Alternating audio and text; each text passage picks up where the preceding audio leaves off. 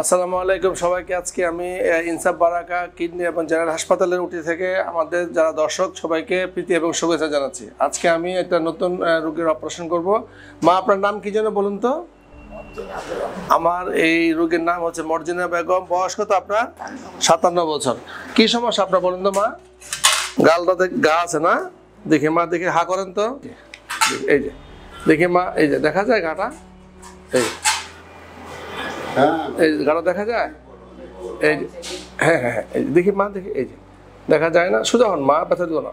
হ্যাঁ দেখা যায়। তাইলে এই যে গাটা আমরা দেখলাম, এই গাটা হচ্ছে আসলে আমাদের এই যে মুখ গহ্বর আছে, এই মুখ গহ্বরের আপনার চিক বা আমরা যেটা বলি গাল, যেটাকে বলি এই বাক্কাল এরিয়া, যেটা গালের এই মিডিয়াল সাইডে তার একটা ঘা হয়েছে। কেমন? আপনি কি ধূমপান করতেন মা? পান জর্দা খাইতেন না?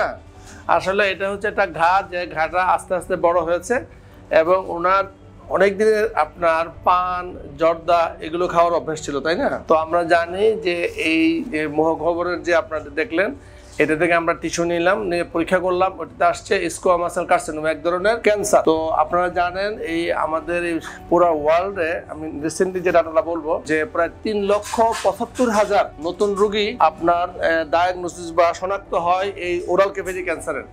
এবং এই আমাদের বিশেষ করে বাংলাদেশ, পাকিস্তান, ইন্ডিয়া, এই সমস্ত দেশে এই ধরুন গালের ক্যান্সার, জিহ্বার ক্যান্সার, ঠোঁটের ক্যান্সার সবচেয়ে বেশি হয়। কেন?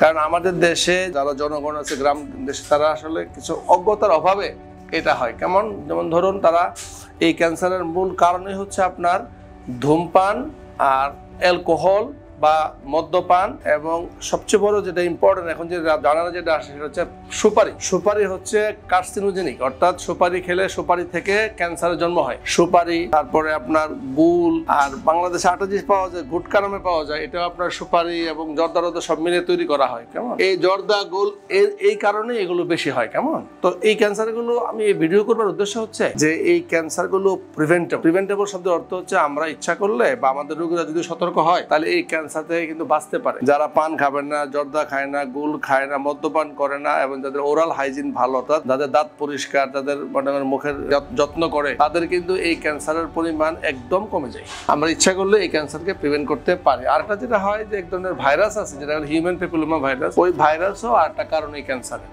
সুতরাং আমরা যারা আপনারা এটা শুনছেন, আমি সবাইকে বলবো যে দয়া করে এখন থেকে আপনারা পান জর্দা গুলি এগুলো খাওয়া উচিত মা, এগুলো খাওয়া উচিত না। হ্যাঁ, তো আমরা এই উনারের আজকে অপারেশন করব, অত্যন্ত বড় একটা অপারেশন হবে। ওনার গালের পুরো ক্যান্সার আমরা রিমুভ করব, সাথে ওনার নেক ডিসেকশন করব। তো ওই অপারেশনটা করতে আমাদের প্রায় 4 থেকে 5 ঘন্টা লাগবে। আপনারা যারা শুনছেন সবাই ওনার জন্য দোয়া করবেন, হ্যাঁ, বা আমাদের জন্য দোয়া করবেন যেন আমরা রোগীকে সুন্দর অপারেশন করতে পারি। কারণ যখন অসুখ হয়ে যায় তখন কিন্তু আমাদের চিকিৎসাটা অনেক বড় হয়ে যায়। এটা অপারেশন করতে হবে, অপারেশন পরে আবার ওনাকে রেডিওথেরাপি দেওয়া লাগতে পারে, আবার অনেক সময় কেমোথেরাপিও লাগে। রোগের সাফারিংস বা কষ্ট অনেক বেড়ে যায়। আমরা চেষ্টা করব যেন এই রোগ না হয়, তার জন্য এই জিনিসগুলো অ্যাভয়েড করব।